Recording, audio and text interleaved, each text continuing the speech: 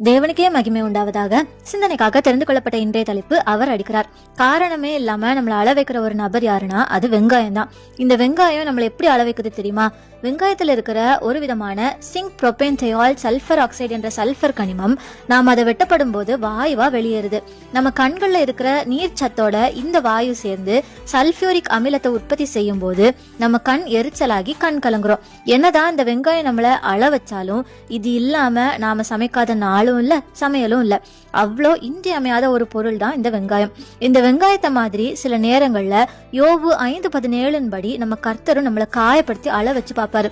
ஆனா காயப்படுத்தின அவருடைய கையே அந்த காயத்தை ஆற்றி நம்மளை அணைக்கவும் செய்யும். ஏன் ஆண்டவர் நம்மளை காயப்படுத்தணும்? நம்ம எதிர்கால நிகழ்வுகள் அவருக்கு தெரியும். யார் மூலமா எப்படி எங்க அளப்போகிறோம் அப்படிங்கிறதும் அவருக்கு தெரியும். அதை நடக்க விடாம தடுக்கதான் சில நபர்களை நம்மளை விட்டு தூரப்படுத்தி அவங்களால நாம அள விடப்படாதபடிக்கு ஆண்டவரே நம்மளை அள வைப்பாராம். ஆனா அப்ப கூட ஆண்டவரே சார்ந்திருந்தா அவர் நம்மளை தேற்றுவார். ஆமேன்.